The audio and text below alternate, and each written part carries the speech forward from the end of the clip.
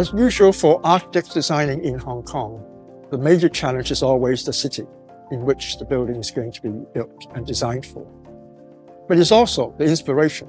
The city is always the inspiration for the final solution. It's a challenge because Hong Kong, among most cities, has the most constraints, but it has also the most opportunities to devise solutions to overcome those constraints. To design in Hong Kong, you have to put the city first. The city comes before architecture. So you're never designing on a blank piece of paper. And whatever you design, you would create an impact on your neighbors, on the surroundings, and on the functioning of the city as a whole. So that has something I found out quite early on. And therefore, my advice to up-and-coming architects is that they should never be self-centered. They should strive, of course, to create great works of art. But the great work of art would only have meaning if it enhances everything around it. The Palace Museum has to be a piece of the jigsaw, which is the West Kowloon Cultural District. It has to enhance the master layout plan. It has to bring added value, of course, because what it represents.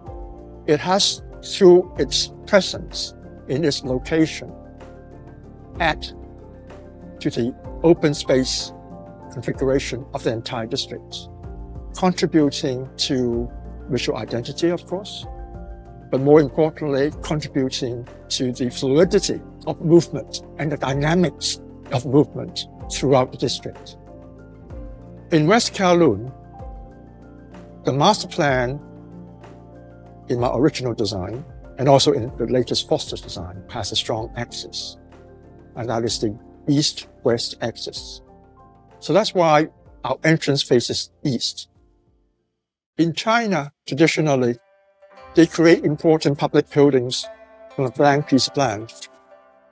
They create the Imperial Palace first, and then the city goes up after.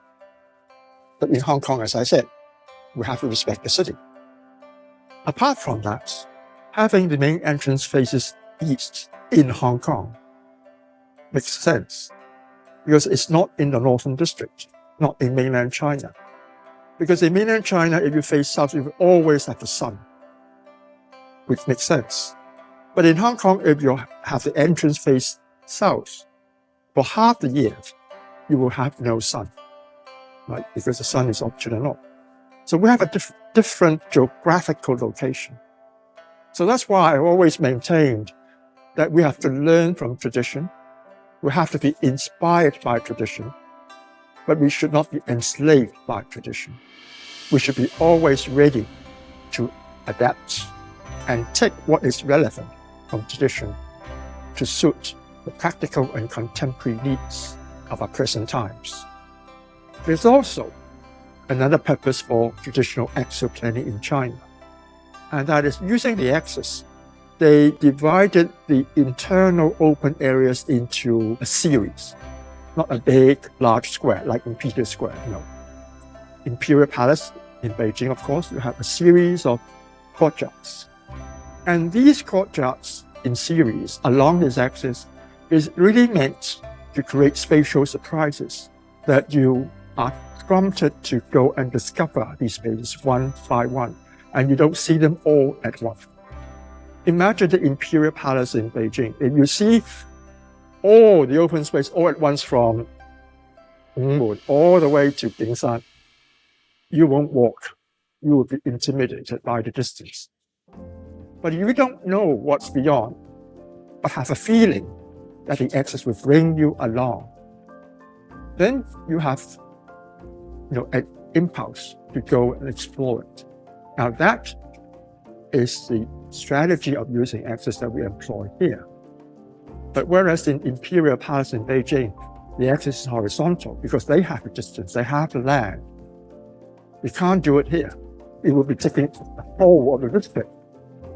So in the context of Hong Kong, where everything goes high, go up, we twist the axis from horizontal once you enter to a vertical.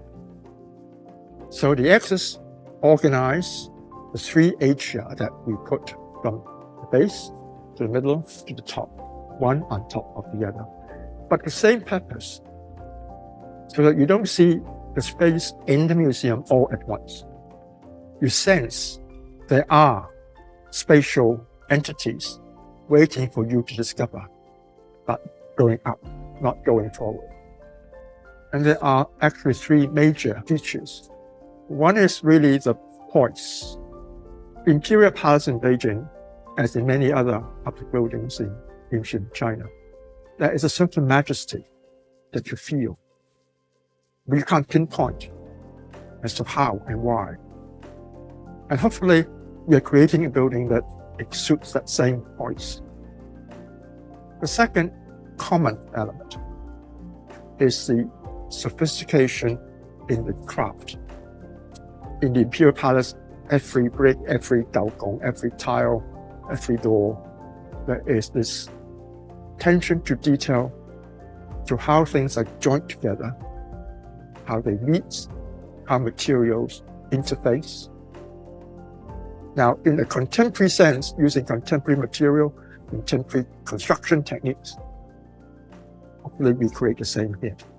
You feel that sophistication in detailing. The third thing I mentioned is the spatial organization. The linear axis in Beijing, the vertical axis here, with the same purpose. But as the design process goes on, and as I visited the Imperial Palace a few more times, there are other features that I find that we should try to capture. One is the phenomena that when you go to the Imperial Palace in Beijing, different times of the year, different times of the day, different seasons, it gives you a different ambience. It may be the angle of the sun, it may be the weather, it may be the snow, it may be the drizzle. The material, the color, the texture of the building somehow reflects changing weather. How you choose the colors, the texture, the materials tend to either emphasize that. Sunshine like today, or cloudy weather, or even in a drizzle, would give you a completely different feel. So the similarities here are more metaphysical than physical.